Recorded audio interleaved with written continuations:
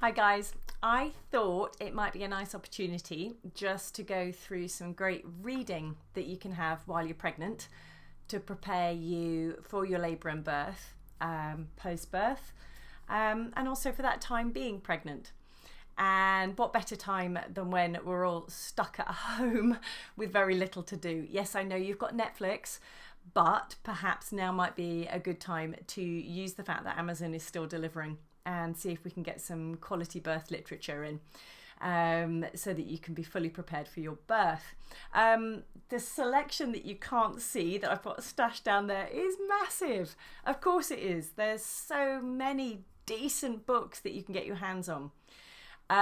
However, for the vast majority of homes that I visit and couples that I meet, it tends to be the same old books that you've seen either on the shelves of your bookstore or have come up top rated on Amazon, or possibly the book that was bought for you by Aunt Mildred and Uncle Basil as a gift. But I really want you to start looking at books that are really going to help you. Okay, so the first one, most obvious, and I'm sure lots of you have already got this, is Millie Hill's Positive Birth book. This is actually a bit of an encyclopedia. She's covering everything, okay? And it's also led by women's experiences. So you keep going back into different parts of the book and you will hear from other women talking about their experiences from where they gave birth to the birth that they actually had. So number one choice, if you haven't got this on your shelf or read it, I really think you should. Just as an offside, she actually has a second book as well that you might find very interesting. Okay, very interesting indeed. But this is your preparation book. Okay, the ones that I give out, I actually give out Dr. Sarah Wickham's What's Right for Me, and I think that's really useful for my clients, because what Sarah does here is get you engaged with the birth landscape. It's all good and well learning hypnobirthing, mindfulness, all these wonderful techniques, but if you don't understand the situation in which you're going to be giving birth, and you don't understand the politics and the choices, this will trip you up for sure. So this book, look at it, you'll get through that in no time at all. This really will give you a full picture, a full understanding of actually what's taking place, and then whatever technique or method you're using, you will actually be able to apply all of this. Okay. If you let's have a think what pile next. If you want to know more about Induction of Labor, well, there's two books I recommend for Induction of Labor. Okay, you have Rachel Reed's and these lovely little Pinter and Martin books. You'll see another one come up in a second. Why Induction Matters. And I also recommend Sarah Wickham's Making Informed Decisions, Inducing Labour, Making Informed Decisions. Both of these books will give you a full overview on what induction of labour is, why induction of labour is used, and then they will go through the actual evidence relating to induction of labour. So if, for example, you have been told that it is safer to induce your baby, and it may well be, you can actually go back to these books and have a look at where the evidence from that comes from. Okay, so if you are having a very low risk birth and are just looking at post dates, then there may be an argument for not being induced. But if you're going to make any decision, you want to make a great decision, and great decisions are made with evidence and good reading. So good Induction of Labour books. All right. Where do you want to give birth? Well, I am a huge advocate for home birth, but obviously you choose what works for you. But I don't think you can really choose what works for you without understanding all the options.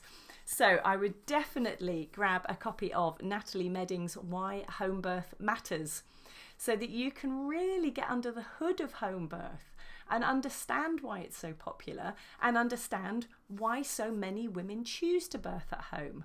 okay, and how safe it is. The same question comes up again and again and again when I'm teaching.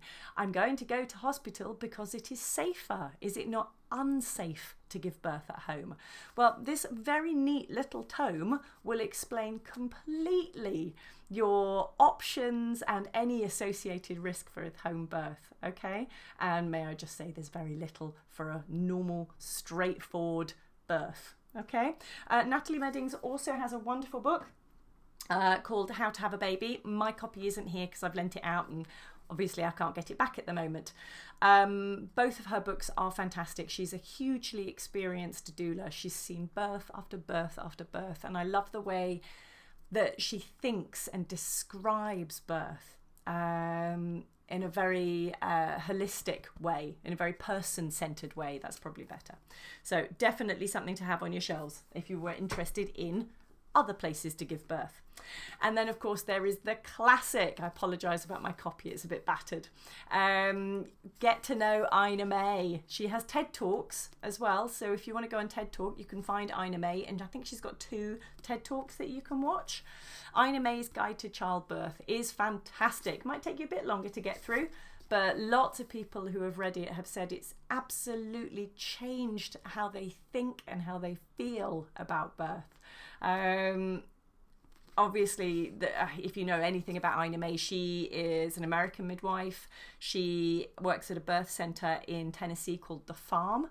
They have an incredibly low C-section rate. I think it's currently 1.7%. And if you think global rates are around 30 at the moment. Very, very interesting. Lots of experiences, lots of stories, and some photos in there as well. So have a look. Okay, so lots of you are learning hypnobirthing. A lot of you will be doing mindful birth. There are so many hypnobirthing books you can get your hands on. Look, I've only got a few of them, but there's more.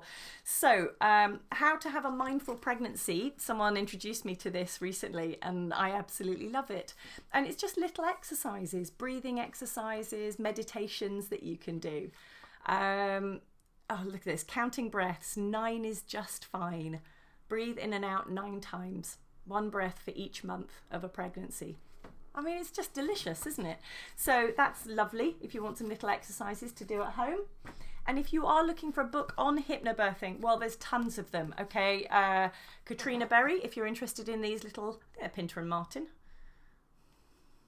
Can't see. Yes, Pinter and Martin ones. Yeah, that one. Catherine Graves, very, very well known. I think a lot of you have probably got that on your shelves already. If not, the hypnobirthing book is excellent. Many of my American students will have come across Marie Mongnan. Okay, that's her book. And many people will know Maggie Howell, and that's her hypnobirthing preparation, but referred to as natal hypnotherapy. She really is staying close to those hypnotherapy roots. I love this book very much. So there are plenty of hypnobirthing books out there. Lastly, you want to know your choices and options? You can get in touch with AIMS, the Association for the Improvements in the Maternity Services, and they have a selection of their own books. Am I Allowed, written by Beverly Beach, really goes through those major bumps you're going to get, your choices, your options, and what you can actually do. Okay, fantastic. There's tons. You can see there's tons of books. And it's not just all about what size of fruit your baby is at 30 weeks pregnant. I just think couples, women, you deserve so much more information than the size of fruit that your baby is. You're well read and you're intelligent and you deserve to know as much as possible. If I could choose just 1 or 2 for your bookshelf, just 1 or 2, then I would probably go for these ones. I think that'll cover you off. And then just go and grab my online hypnobirthing course to learn about the hypnobirthing. There you go, that's a fair trade. Okay, so I hope that was of help and has given you plenty of reading material for the next goodness knows how long we'll all be stuck at home. Have a good afternoon.